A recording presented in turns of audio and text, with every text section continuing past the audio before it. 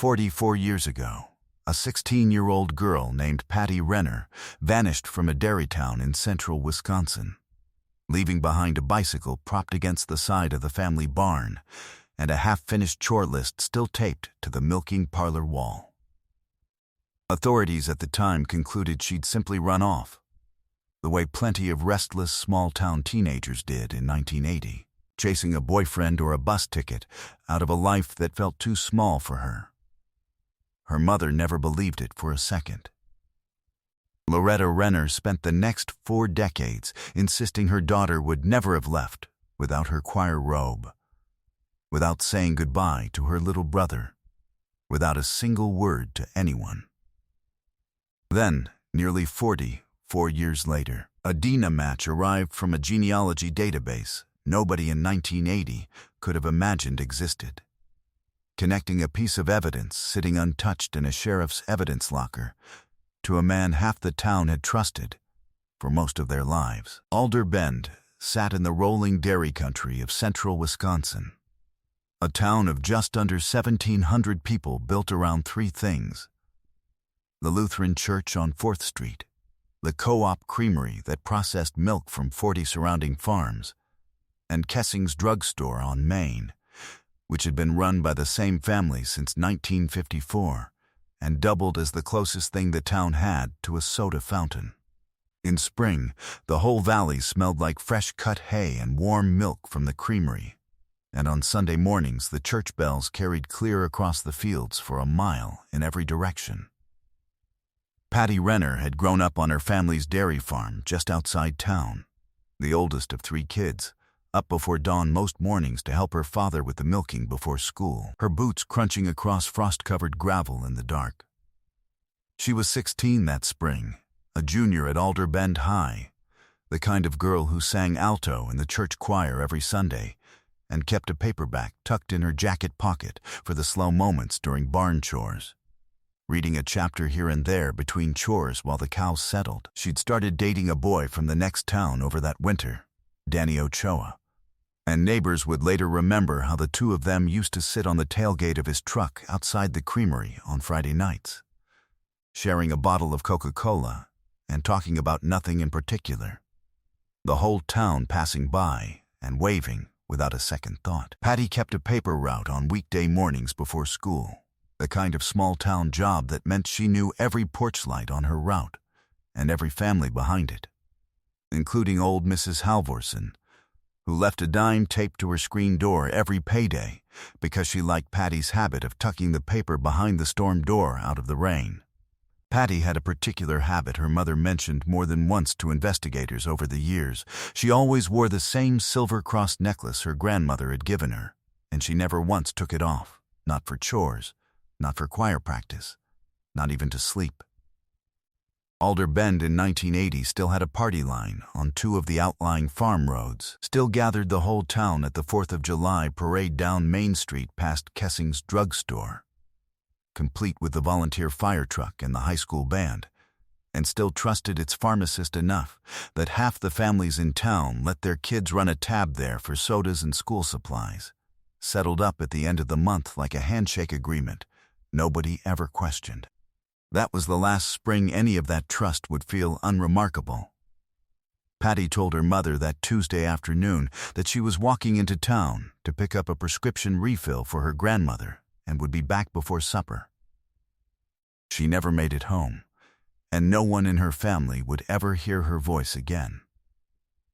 At 4:15 p.m. that Tuesday in April, Patty left the farmhouse on foot, taking the shortcut along the creek that most of the town's kids used to cut nearly a mile off the walk into Alder Bend, leaving her bicycle propped against the barn since the creek path was quicker on foot than pedaling the long way around by road. At 4:50, the pharmacist on duty at Kessing's drugstore filled the prescription and later confirmed that Patty had come in exactly when expected, chatted briefly about the church choir's upcoming spring concert, bought a 5-cent piece of candy for her little brother, and left the store on foot, headed back toward the creek path, sometime around 5 o'clock. That was the last confirmed sighting of Patty Renner alive.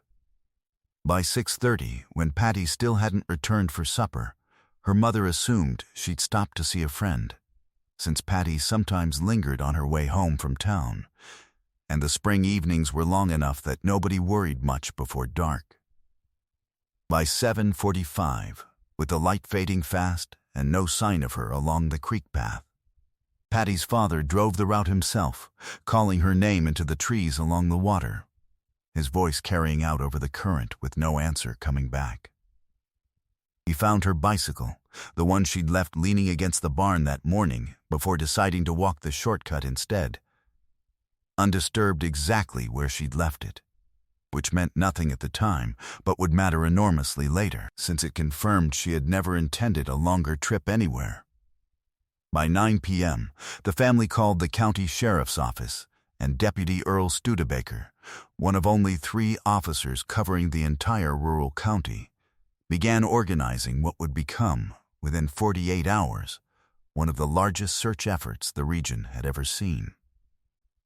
Farmers arriving with lanterns and dogs before the sun even came up the next morning. Search parties of more than 400 volunteers, farmers and church members, and half the graduating class of Alder Bend High walked the creek bed and surrounding fields for 9 straight days, wading through Cold Spring runoff and combing fence lines mile after mile under a sky that stayed gray and drizzling for most of that week. They found nothing. On the 10th day, a farmer clearing brush from an unused equipment shed on the far edge of his property, nearly 3 miles from the creek path, discovered Patty's body, along with her silver cross necklace, still fastened around her neck exactly where it had always been. The medical examiner determined she had likely died within hours of leaving the drugstore that Tuesday evening. Detective Studebaker ran the investigation for the better part of a year, interviewing, by his own later account, nearly 60 people from Alder Bend and the surrounding farms. Though the rural sheriff's department had neither the manpower nor, in 1980, the forensic tools to pursue physical evidence the way a modern department would, working out of a 2-room office with a single filing cabinet for the entire county's open cases. Records show he built an early list of names worth a closer look, and near the middle of that list sat Walter Kessing, the pharmacist's adult son who worked the counter most afternoons, flagged only because he'd been alone in the store with Patty during her final confirmed sighting, which, on its own, meant almost nothing, since half the teenagers in town passed through that store every week, and Walter had worked behind that counter for years without incident. Studebaker interviewed him twice, once at the store and once at the family's home, and both times Walter answered calmly, expressed genuine seeming grief over the loss of a girl his own family had known since she was small, and was cleared for lack of any evidence connecting him to her disappearance, beyond simply being the last person to see her. Studebaker's own notes, uncovered decades later, read, "Cooperative, family well regarded in town, insufficient basis for further inquiry." Without physical evidence, and without the scientific means in 1980 to develop what little evidence existed, the investigation stalled by the following winter, and the official theory that Patty had run away from home, however unsupported, persisted in the county's records for years afterward, a conclusion her mother rejected every single day for the rest of her life.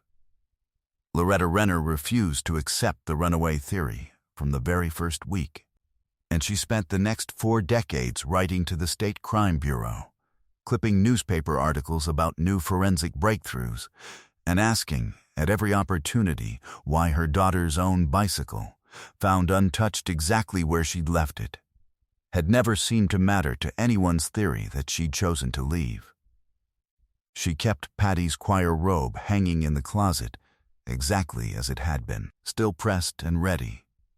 And every Sunday for years, she sat in the same pew Patty used to sing from, 3 rows back on the right, sometimes quietly crying through the hymns without anyone thinking it strange anymore.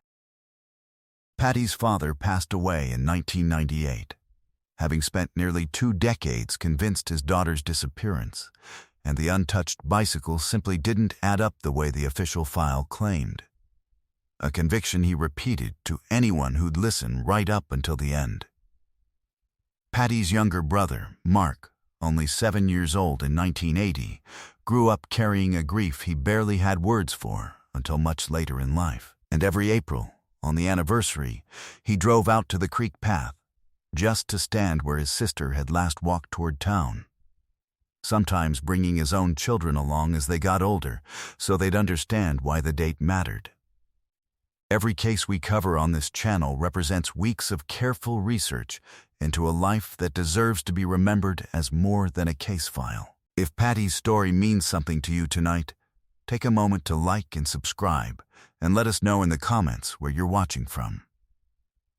Now, let's get back to Alder Bend. In 2021, a detective named Renee Marsh, working a rotating cold case unit for the State Crime Bureau, pulled Patty Renner's file as part of a broader review of unsolved disappearances from the 1980s that had never been closed.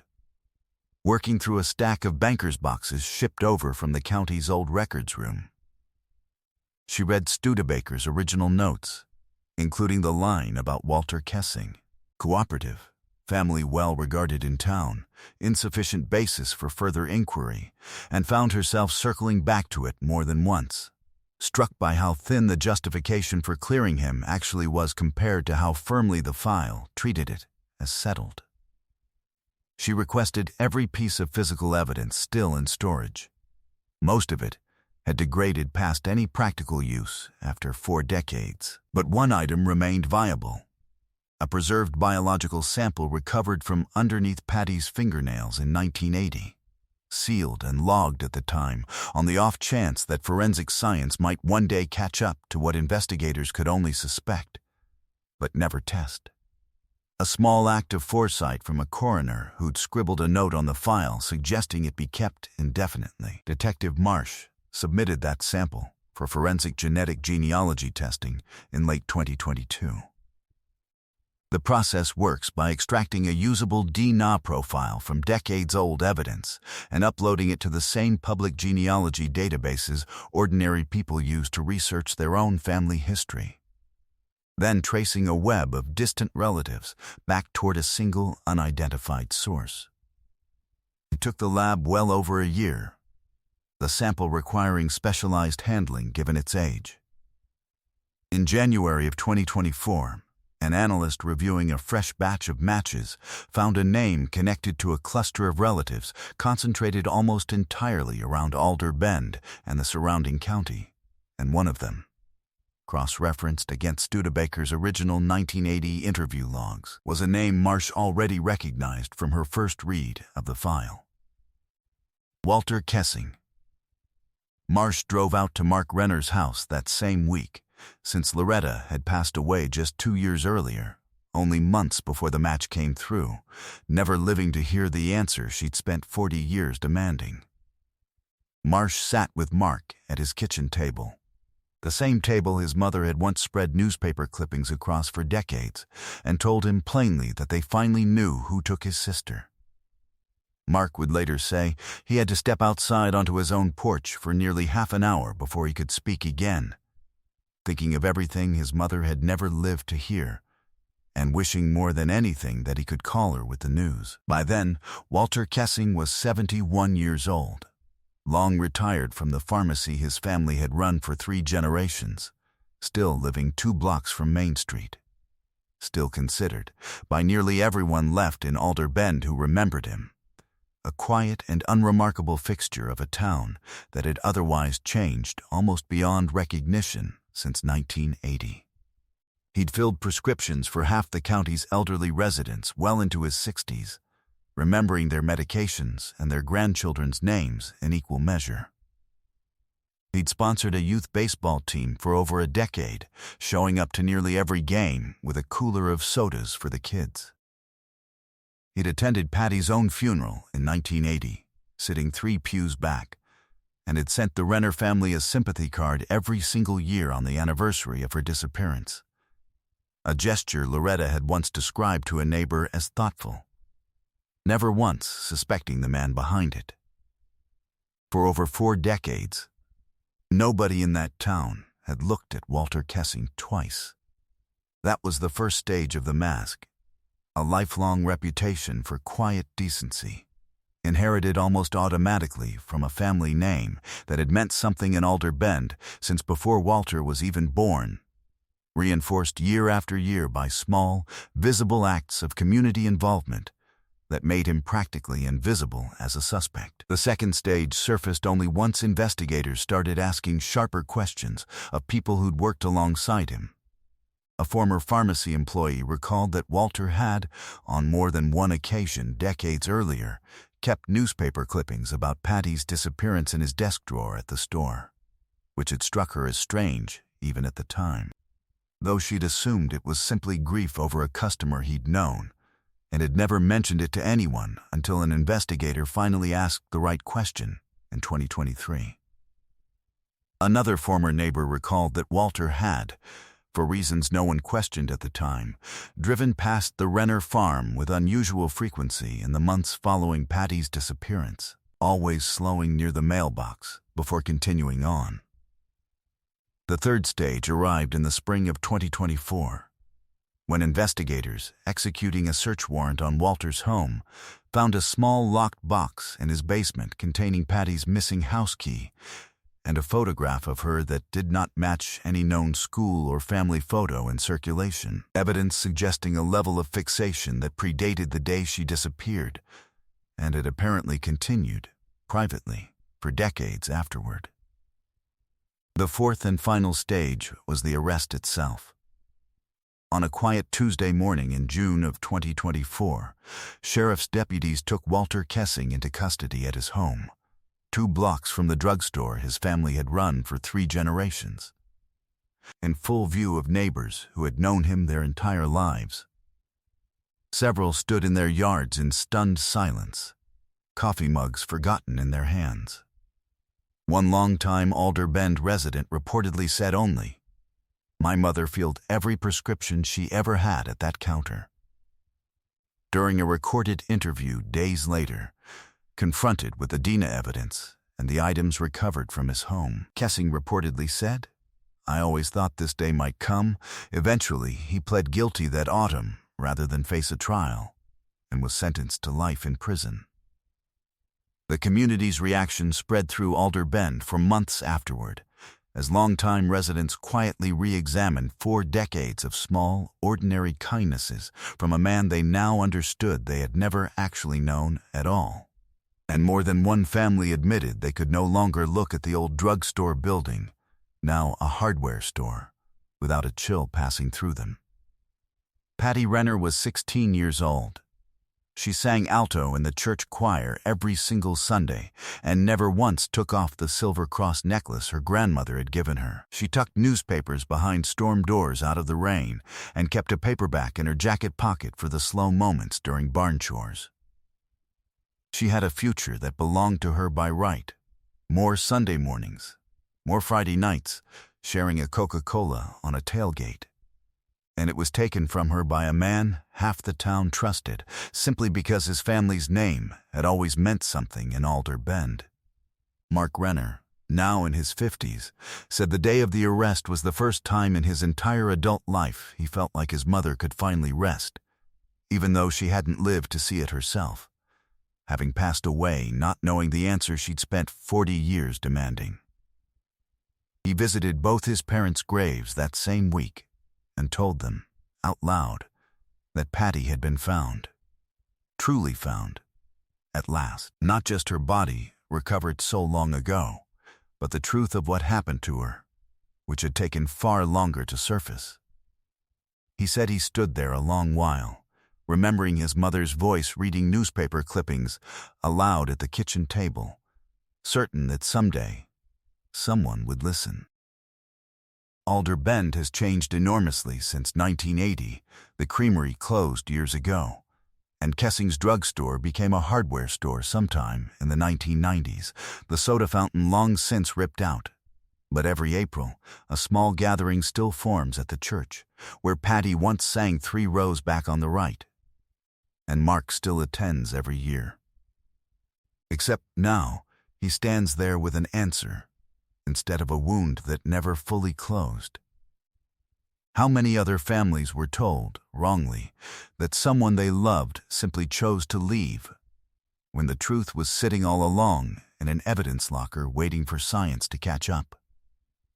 And what does it say about the kind of trust a small town runs on, that a man could send a grieving mother a sympathy card every single year for 4 decades, all while knowing exactly what he'd done to her daughter?